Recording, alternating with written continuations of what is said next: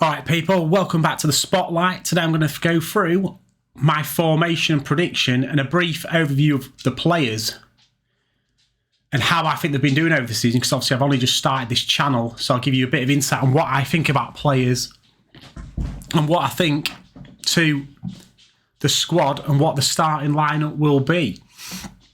As for a brief talk about Atletico Madrid, I think we all know their season isn't going to plan for them. I think the 5th in La Liga. So yeah, did they win it last year? I think they did. So they're definitely not having a great time. They've got a couple of injuries. They're talking about Griezmann's supposed to be on his way back. But in general, they're not firing. But I'm here really to talk about what I think about Man United's chances tonight and the team I would play and the squad as a whole.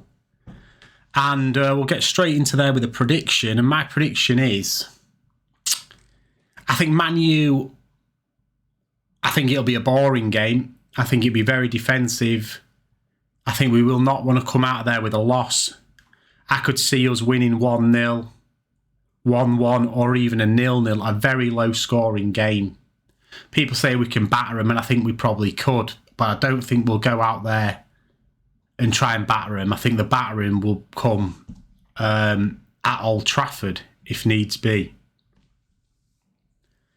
So yeah, what I'm going to do is get on with the get a look up of the squad on the screen now, and this is the team I would start with in this game.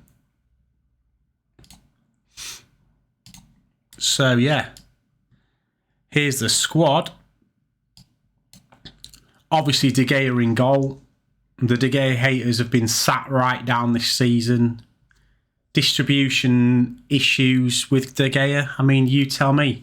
Yeah, he could be better at it. He's not the worst. He's not Alisson and Edison. But what's he really there for? He's there to stop shots, and that's what he's good at. So I'm not even bothering to discuss De Gea. If you think Henderson should still be in now, I mean, you're delusional. You need to go and have a look at yourself in a mirror, in my opinion. So we'll move on to left back. I've got Alex Telles in here. Telles, I do not think has been given enough chance at all at left back. We've seen what's happened to Delo now. He's been given a run of games in the team. My opinion on Luke Shaw. Luke Shaw, how long has he been at the club? 7, 8 years? You tell me what he's done. I think he's had a good season last year. He looked decent when he first come to us. Apart from that, he's always playing people on side. He's always too tucked in. Attacking wise, yeah, he gets a few assists, but he takes corners and stuff. He's so left-footed, it's ridiculous. Watch the last 10 games. Look how many times the ball goes out to Shaw, and he's crossing it with the outside of his boot because he can't come back in on his right foot. I think Telles, the jury's still out. He deserves a run of games. Shaw's form has been terrible for me in the last couple of months at least, and pretty much all season. If you can get Telles firing him, get him up the pitch and get him delivering the ball, I think we've got a decent left back. Long-term solution, neither of them in my opinion. On to Rafa Varan. Varan, for me, different class to any other defender we've got. Question marks over his fitness, and there has to be. He's in and out of the team all the time. Over the last week or so, he's been injured, or the sum it up, he's on the bench, you know what I mean? I think we've got to be very careful with Varan because he could turn into another player who we've got who's getting towards the end of his career. He's not at the end of it, but he has a lot of injuries. And so far this season, he's had too many injuries to be a long-term solution for our back four, in my opinion. Lindelof, long-term, last season, got hammered playing with Maguire, being too soft, not strong enough in a tackle, not strong enough in the air. For me, Lindelof, I think he's a good centre-back. He's good on the ball, reads the game well.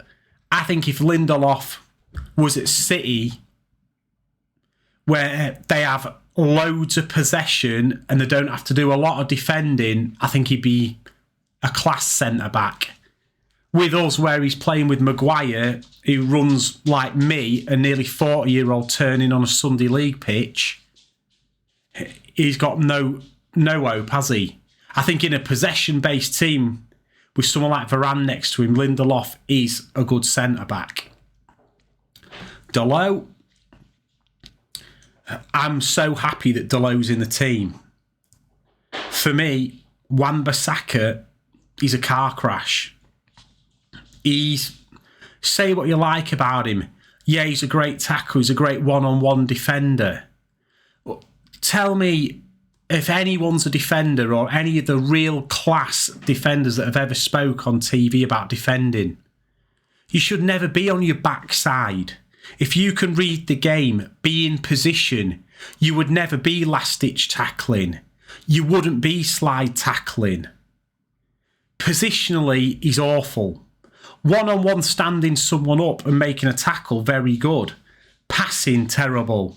Going forward, terrible. Positionally, terrible.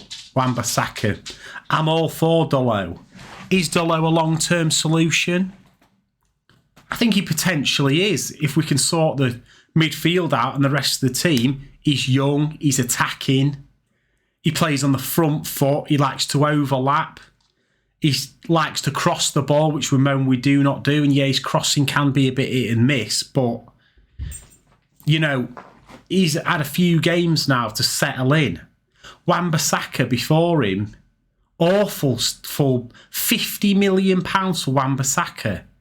And people are moaning about Dalot. Dalot's more of a complete player. And what did he cost us? Absolutely nowhere near that. And anyway, here we go into the main part of our team, the midfield. Nemanja Matic and Fred I've gone for. Matic, I think it's a game that'll suit him. I think Atletico will be slow, physical. I don't think he'll have a problem dealing with them. And then you've got Fred next to him, who's got the legs if he needs it. I don't know really what else to say on these two. We all know about Fred, his comments that he's come out with this morning about the problem being above the team and the manager, which he's got a point, and I think we all agree with him. The board of the issue, the real core issue at this team is not the team or the manager, it is the people above them. Well, I'll have a quick word on McTominay.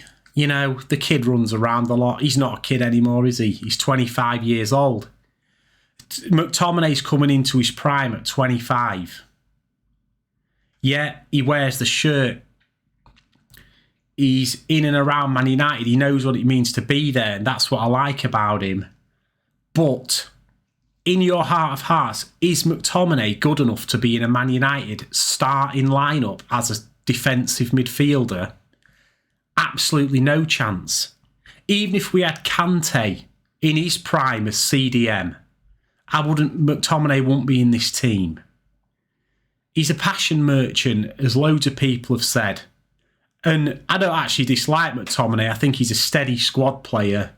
But as a starter, if Man United want to win things, him, Fred and Matic all need to say goodbye. Especially Matic should be gone. Fred and McTominay, I'd sell one of them, keep one of them. You make your choice. You're probably going to keep McTominay. He's younger, bit stronger, bit more dynamic maybe. But as a controller of a game, a central midfielder, he's not. So we'll move on to the front four. I've gone for a 4-2-3-1, just so we're not carved open in a 4-3-3 with Pogba and Bruno in midfield. We do not want to be losing this game by more than one goal. We cannot risk them overrunning us like we know we've been done all over before. So I'm going to Pogba off the left. Personally, I think Pogba should play in the midfield, but we don't have any midfielders to allow Pogba to do his proper work in midfield. So I'd let him have a bit of a free drift around role on the left with Telles overlapping him. I mean, what can you say about Pogba? I like Pogba. I always have. He's been here for 6 years now.